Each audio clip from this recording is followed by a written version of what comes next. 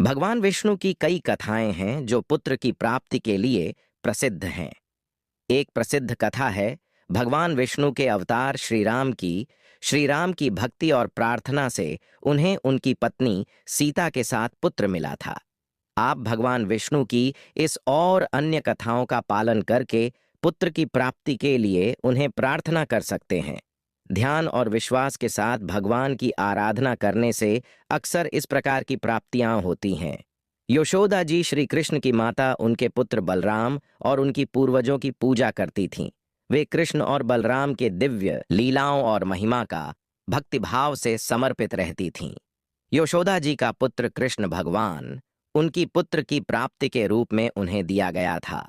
श्रीमद् भागवत पुराण के अनुसार उनका पुत्र भगवान कृष्ण उन्हें प्राप्त हुए थे। भगवान कृष्ण का जन्म मथुरा में हुआ था, जहां उन्हें वासुदेव और देवकी के घर में जन्म लिए थे। देवकी जी को पुत्र की प्राप्ति भगवान श्री कृष्ण के रूप में हुई थी, उनके पति वासुदेव और उनकी भगिनी देवकी को भगवान विष्णु का अवतार भगवान कृष्ण जन्म लिए थे। उन्होंने भगवान कृष्ण को मथुरा के अंकुर स्थल में बचाया, जहां उनके कांस नामक चाचा ने उनका पालन पोषण किए थे। देवकी जी का पुत्र भगवान कृष्ण ही थे, जिन्होंने धर्म की रक्षा करने के लिए भूमि पर अवतार लिया था। वासुदेव और देवकी जी ने अपने पुत्र की प्राप्ति के लिए भगवान विष्णु से वरदान प्राप्त किया था कि उन्हें ही जैसा एक उत्तम पुत्र प्राप्त हो। उनकी आराधना और तपस्या के परिणाम स्वरूप भगवान विष्णु ने अपने आदि रूप भगवान कृष्ण के रूप में उन्हें दिया।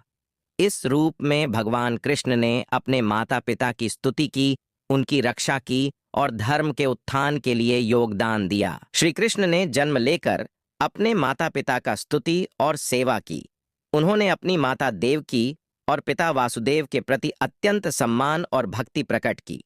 उन्होंने धर्म की रक्षा करने के लिए जन्म लिया था और उनके जन्म के समय बलराम और कृष्ण ने अपनी माता पिता की सेवा के लिए उनकी आशीर्वाद ग्रहण किया।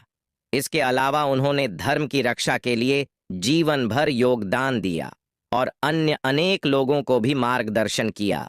इसलिए उनका जन्म न्याय और धर्म की रक्षा के लिए हुआ था। राजा दशरथ ने पुत्र की प्राप्ति के लिए विश्वामित्र मुनि के आश्रम में तपस्या की और उनके आशीर्वाद को प्राप्त किया।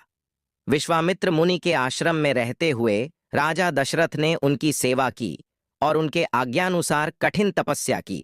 इसके बाद विश्वामित्र मुनि ने उन्हें यज्ञ का आयोजन करने का सुझाव दिया, जिसके माध्यम से उन्हें चिल्लयम, कौशल्या, कैकेयी और सुमित्रा के रूप में 4 पुत्र प्राप्त हुए, जिनमें से श्रीराम विशेष रूप से प्रसिद्ध हुए।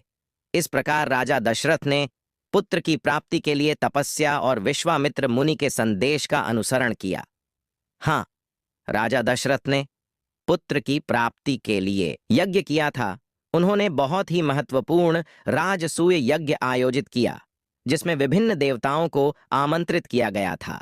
इस यज्ञ के माध्यम से वे देवताओं की आशीर्वाद प्राप्त करने की कोशिश कर रहे थे, ताकि उन्हें पुत्र की प्राप्ति हो।